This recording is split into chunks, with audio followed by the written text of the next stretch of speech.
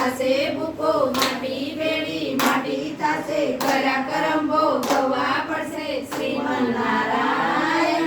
આ કાયા છે કાચનો કટકો, ભાંગી જશે થાશે ભૂકો, માટી ભેળી માટી થાશે, કર્યા કરમ ભોગવવા પડશે શ્રીમન્નારાયણ. લાઈક કરજો, સબસ્ક્રાઇબ કરજો. જો અમારો વિડિયો પસંદ આવે તો લાઈક કરજો ને શેર કરજો. જય પુરુષોત્તમ ભગવાન.